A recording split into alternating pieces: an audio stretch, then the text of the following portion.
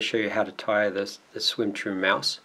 The version I'm going to share with you today is the 4-aught version, which is my favorite size. It's about a little bit better than 2 inches long. It's a nice chunky fly. It's probably an 8-weight fly, but it gives a good splat. So I've got the hook in the vise with the shank reasonably level, and I've already put a 532 bead on there. So just, as you can see, push the bead up to the hook eye, and we'll start our thread.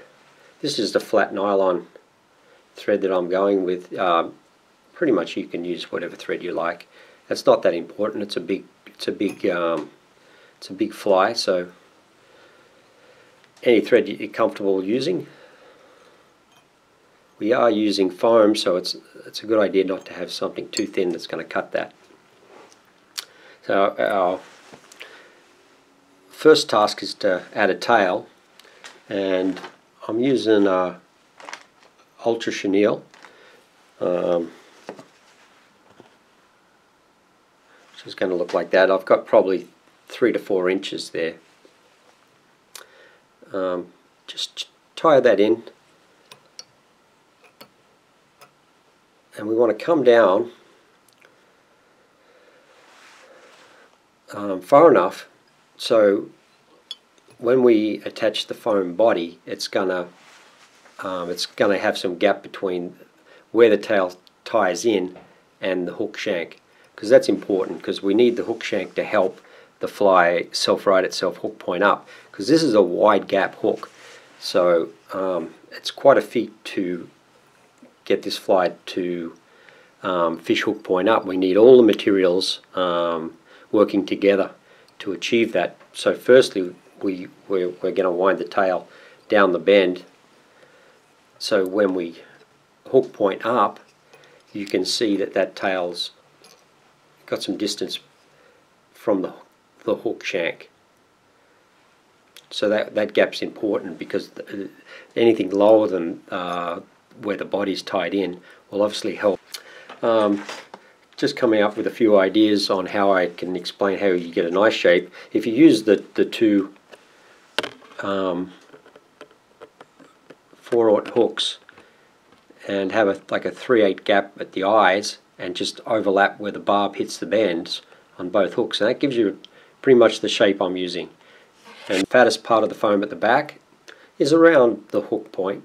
You can see that width there. Have a little bit of a V, which will help you start the body. So we just want to pinch that foam in half there and put it on the inside. We'll catch the foam with the thread, and as you wind, you can sort of just twist it around so it's going to end up on the middle of the shank and go up as far as the tail.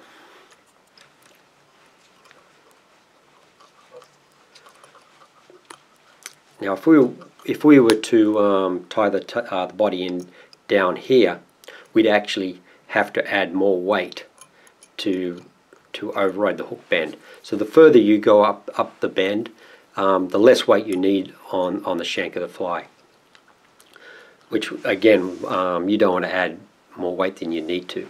My original version actually had dumbbell eyes at the back here, and I tied it flat. So I eventually realized the further the foam is bent up, the less weight you need on the shank to ride hook point up. So obviously that's beneficial to do that. So the bead, the position of the bead, it needs to be at the back of the hook, or just push it up to where it hits the butt end of the foam. If you do it that way, you don't end up with any gap that you have to fill with thread. You can just run over that with the hide of your rabbit strip. So before we tie the body in, we're going to grab some round rubber. This is a medium white.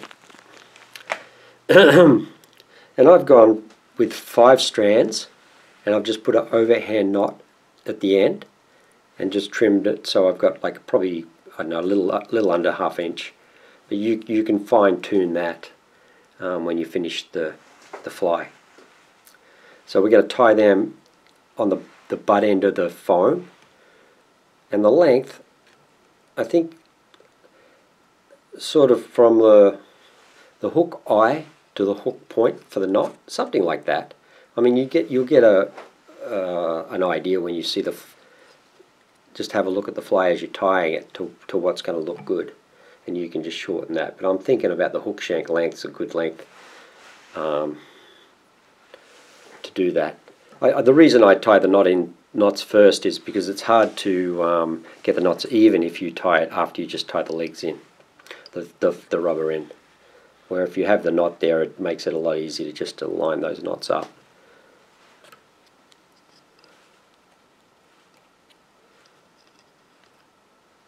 And you can see what I'm trying to do there is just crisscross those legs so they stick out a little bit.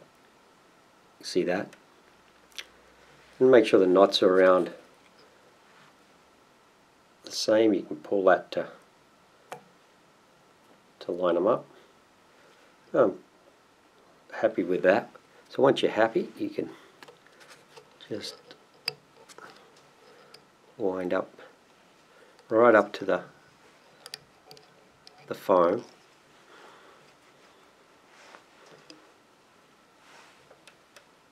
And that's looking pretty good. So at that point we can just trim the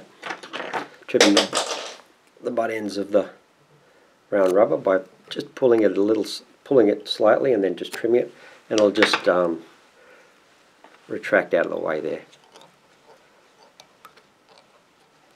And lock those down nice and tight.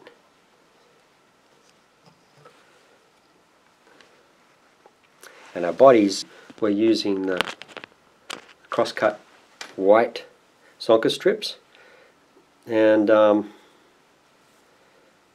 with the bigger patterns, if you can find the ones with the thicker hide, so when you tie a smaller pattern, you've got the ones with the thinner hides. So I got one that's it's a pretty chunky hide, which is not ideal in most situations, but with a big fly like this, it's not so bad at all. So you want the hide facing you, and with the hair going right to left. And we're just going to put it onto the shank, and just with the thread, just grab the corner of the hide and then work your way back over it, trapping it down, and go all the way to the foam back. Bind that up really nice and tight. Just leapfrog over the bead and move your thread up to towards the hook eye there. With the body, before we wind it on, we can just put some super glue on the hook shank. Don't make it too thick. We don't want it wicking into the hair, the rabbit strip. And we'll just wind this with touching turns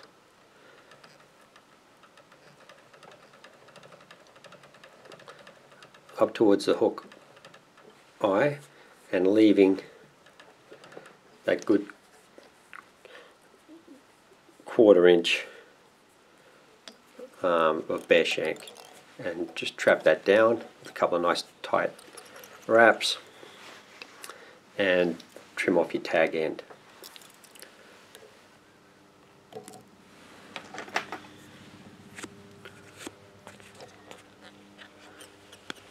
You can wrap over that and position it back with the hook point up. With the head and ears, we're going to use another piece of 3mm high density foam. This is just the width of the strip, width of the sheet rather, and it's about 5/8 wide. And it looks like I have to come back a little bit more So when you've got your tying thread about the same as the width of the strip for the head, that's a good point to tie your body in. So we grab the piece of foam that's going to form the back of the fly.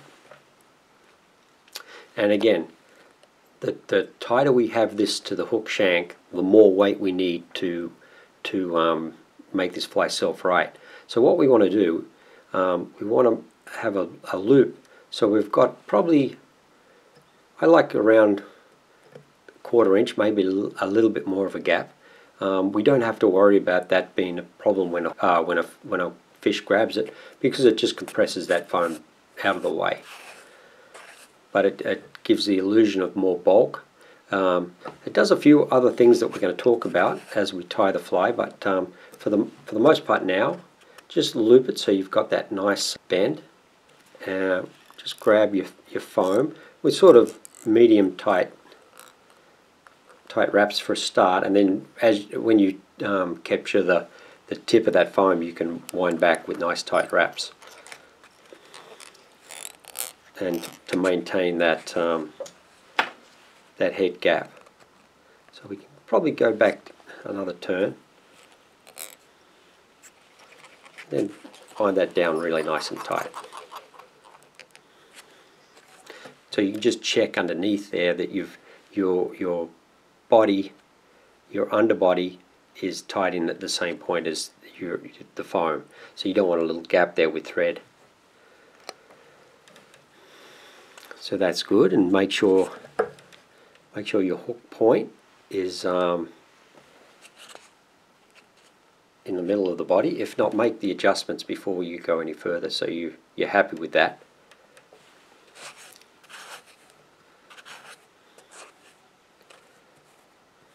As you can see at the back, as the hair on top hits the back of the foam, it sort of sticks out in 2 clumps either side. Well, that's pretty cool, because when it's in the water, the foam legs sort of hang out of that spot, given the illusion of the back legs are a lot fatter than they actually are. So that's kind of cool. Okay, so when we're happy with that, the tag end of your foam head, you want it to overlap the body. Now you can fine tune this a little bit, but I like to put it so it's just smaller than the actual back of the fly.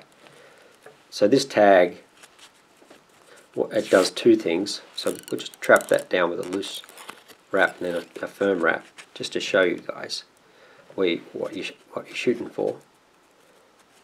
But that tag does 2 things. It'll make the ears stick up a lot more when you tie back onto it. And the other thing is, when we finish the fly, we're going to use that slot to hold the legs in.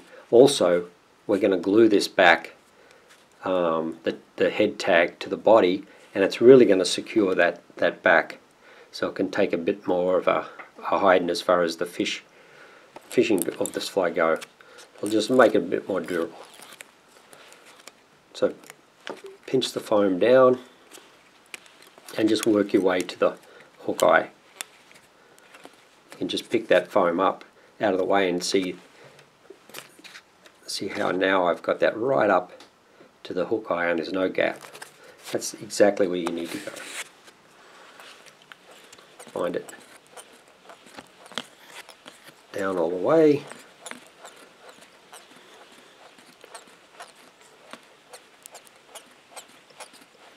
When you're happy with that, just return your thread back against the body.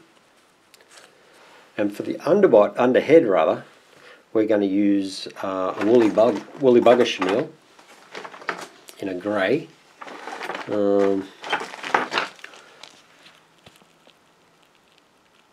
You can use whatever colour you like. I like how the grey looks. And you can cut yourself off a few inches of that, probably 4. Just expose the core. You probably don't need that much, but you just expose the core from the chenille, trap it in, and then wind it so it's against the body of the fly.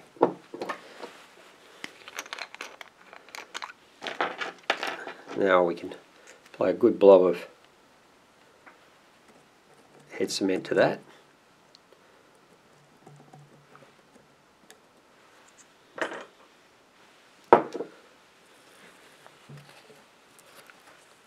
And with touching turns, wind it up to the foam and then wind it back nice and tight.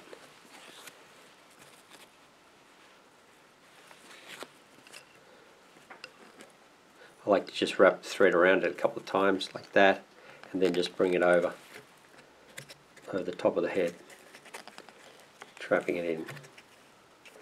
We don't want to do too many turns because we want to keep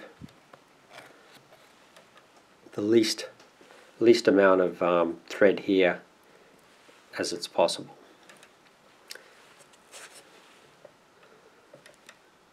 Okay.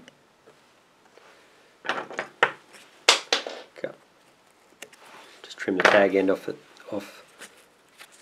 the underhead there. Now we're going to push the foam over the chenille with slight pressure, dragging it back, and then catch it with your thread to form a nice head.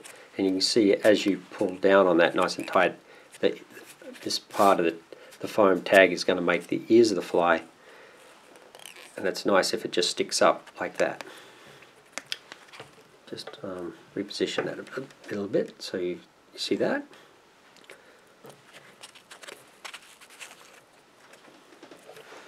Looks pretty good. At this stage we can just cut the ears about 1/2 inch, the tag end about 1/2 inch up, just like this.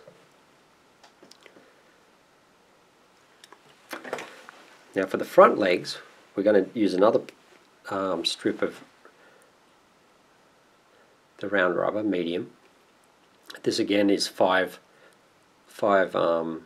strands, and we're going to place that in between the body of the fly and the head tag, and we're going to pull it right up until it's hard up against the thread, and we're just going to trap that in with a turn or two, and then you can just position those so they're coming out of the side of the head there, like so.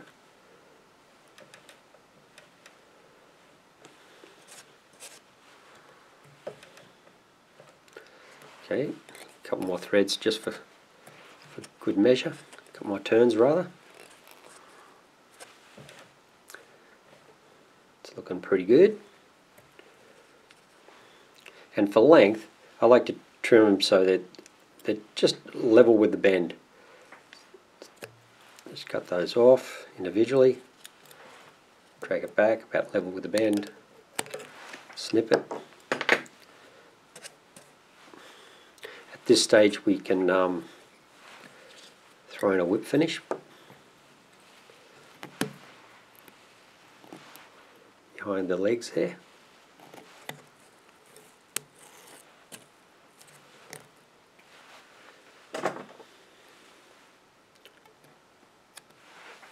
Cut that tag off.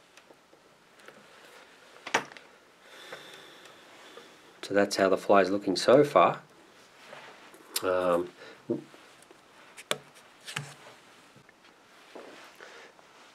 Okay, for the eyes of the Swimtrue mouse, we're going to use this half round 4mm plastic beads, and to put them on, I'd just like to use just a little bit of goop. Just spin it on the end of your bodkin and just put it where you want the eyes to go.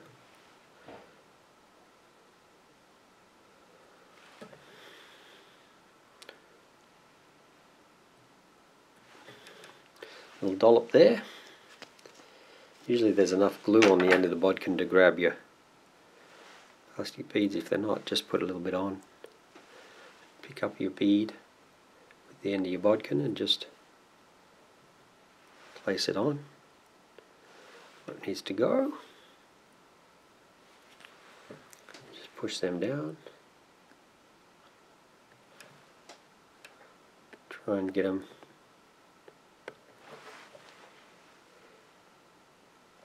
both the same, just like so.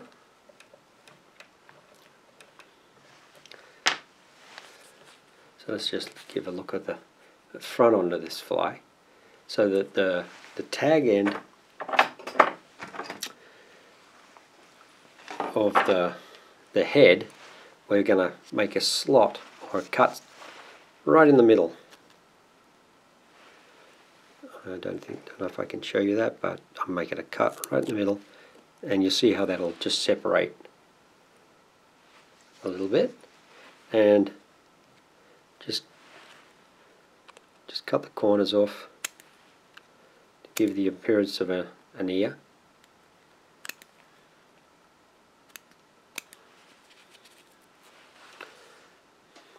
Just like that. You can make them a little bit shorter, but the purpose of the ears is not only to look a little mousy, but it gives this head and ears effect like a Dalbenberg diver. It kind of can pop down under the surface of the water and make a real bit of commotion if you give it a hard strip.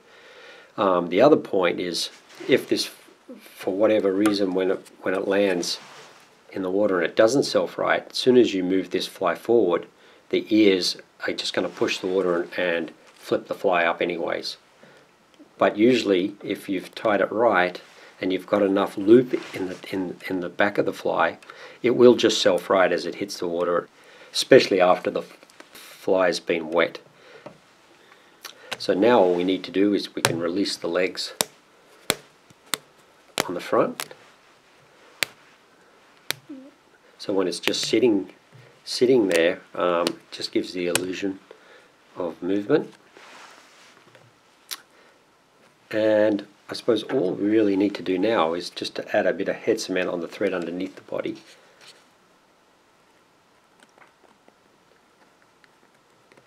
And